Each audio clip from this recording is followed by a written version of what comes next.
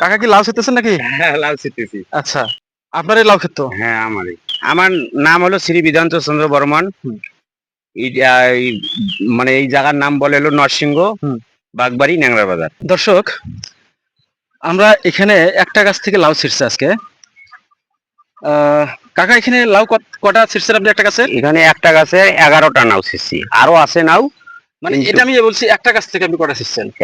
11টা নাও কাটছি একটা গাছ থেকে আপনি 11টা লাউ একই সময় কাটছেন? একই মানে সময়, মানে এখন এখন বর্তমান? এখনই কাটলাম। আচ্ছা, এটা তো আমি দর্শক হচ্ছে আমি ভিডিওতে দেখাইছি যে আপনি লাউগুলো কি করে ছিঁড়ছে উনি। তো আসলে আমি নিজে অবাক হয়ে গেছি যে একটা গাছ থেকে সর্বোচ্চ একদিনে 2টা 3টা 4টা এই ধরনের লাউ ছেঁড়া যায়, কিন্তু ইনি একটা গাছ থেকেই একদিনে 11টা লাউ ছিঁড়ছে, সেটা তাও এক আমাদের সমান সম্পূর্ণ, সামনে যে এখানে দেখেন সবগুলো এক সমান। এক সমান। হ্যাঁ, আচ্ছা, আপনি কি জানেন যে এই লাউটার নাম কি? এটার নাম হলো মুকুট। মুকুট। হ্যাঁ, মুকুট। মুকুট দর্শক, এটা হচ্ছে এআর মালিক সিটের মুকুট। এবং লাউটা আসলে আমি তো খাই নাই, আপনি খাইছেন কি এই লাউটা? হ্যাঁ, মোটামুটি খুব সুন্দর লাগে। কাস্টমার কাছে বিক্রি করছি তো, হ্যাঁ হ্যাঁ। তা ওরা কয় আমাকে ওই গোল লাউটা আনলে আমাকে ডাক দিয়ে দিবি, আচ্ছা আমাকে আচ্ছা ওই লাউটা খুব সুন্দর লাগে। আচ্ছা।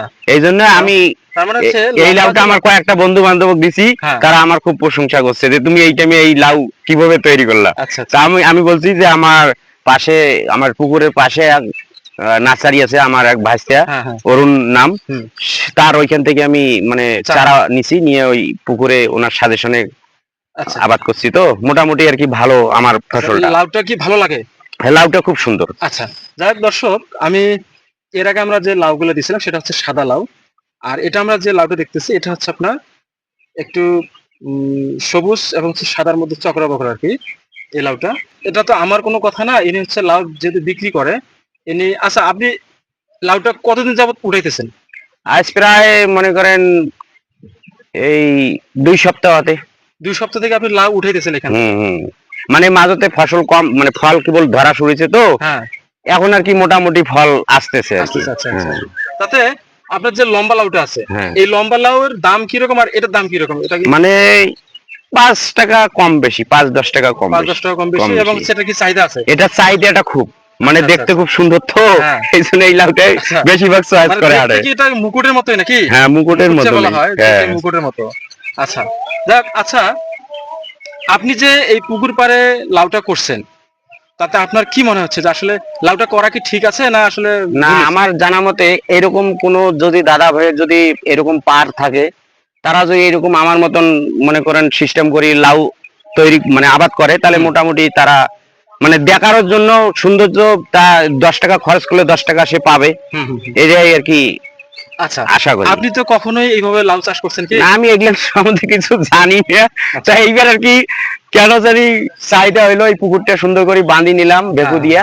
বাঁধার পরে আমার মনে একটা সন্দেহ হলো, শিলাক নতুন মাটির মধ্যে বলে যেটা গেলে ওইটা হয়। হ্যাঁ হ্যাঁ। তা হোক, দেখি এবার একটু আচ্ছা, এই আপনি টাইমে। আপনি এই এই পুকুর পাড়টাতে আপনি যে জাংলি দিছেন, এটা আমরা দেখতেছি হচ্ছে নেট এবং হচ্ছে সুতা আছে। হ্যাঁ, এখানে সুতা, আর নেট এখানে আর বাঁশ ব্যবহার বাঁশের করছে। কারবার খালি।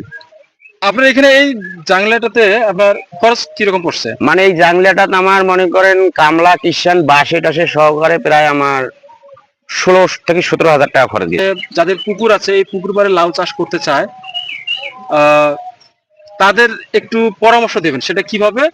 আপনি যখন চারা লাগাইছেন, চারা লাগার আগে আপনি এই এই যে মাদাটা করছেন, এই হ্যাঁ, মাদাতে আপনি কি কি প্রয়োগ করছেন? এইখানে আমি মনে করো গোবর সার দিছি, হুম। পটাশ, টিএসপি, ইউরিয়া মিক্সার করিয়া। এগুলো তো সোজা কাজ, এটা তো হ্যাঁ, আর এমন ধরনের একেবারে ইয়া না যে ইয়া করা লাগবে, খুব বেশি, ভাইবা দেওয়া লাগবে, মানে এটা খুব দেওয়া বেশি লাগবে না। পরিচর্যা নাই। মালচিং দেখতেছি, এই মালচিংটা কেন ব্যবহার করছেন? মালচিংটা ব্যবহার করছি যাতে বৃষ্টির ডাঙে যাতে আমার মনে করো পানিটা ধুয়ে না যায়, আচ্ছা। মানে যাতে আমার মাটিটা ঠিক থাকে, নাহলে শিপে বেড়াইলে তো গাছ উপড়ে ঘাস যাবে, ঘাস। মানে ওখানে ঘাস হবে না। আচ্ছা মানে ওর এরিয়া যতদূর থাকবে শিপেটা অতদূর ওর ঘাস হবে আচ্ছা। না। আপনি যে মালচিংটা করছেন, আপনি মালচিং এর সুবিধা কি পাইছেন? হ্যাঁ, মোটামুটি এই মালচিং এর সুবিধা আছে, মানে এইভাবে আবাদ করা সম্ভব। সম্ভব। হ্যাঁ, এইভাবে আবাদ করাটা সম্ভব। আর যদি এখানে মালচিং না থাকতো তাহলে তাহলে কি? তো ওখানে ঘাস দিয়ে জাম ঘাস লাগতো, দিয়ে জাম আমার হতো। ওই ফসল আর হইতো না, মানে হ্যাঁ। ঘাসে খাওয়া ফেলাইতো আমার। আচ্ছা আচ্ছা। যখন গাছটা আমরা এখানে রোপণ করাইছি, তার 2 দিনের মধ্যে হচ্ছে কার্বনডাইজিম গ্রুপের ওষুধ এই চারাটার মধ্যে স্প্রে করতে হয়, এবং হচ্ছে পরবর্তীতে আস্তে আস্তে কোনো খাবার লাগে না বেশি।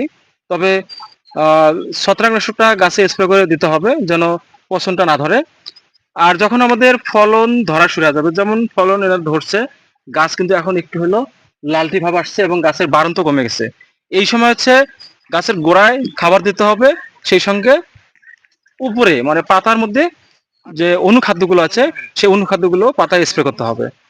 তো অনুখাদ্যগুলোর মধ্যে আমি যদি বলি কাকা, এটা হচ্ছে আপনি আপনি তো ব্যবহার করছেন, জিঙ্ক এবং হচ্ছে জিঙ্ক, এই যে তারপরে বোরন। বোরন, বোরনটা দিয়েছেন তো স্প্রে করে, তাই না? তারপর সাইপারমেথ্রিনও ব্যবহার আচ্ছা, করছি। সাইবারমেথ্রিন ওষুধটা দেওয়া যাবে না, সাইবারমেথ্রিন অনেক অনেক ওটা আগে আগে দিবেন। দিছি, মানে ওই যে মানে পোকামাকড় যাতে।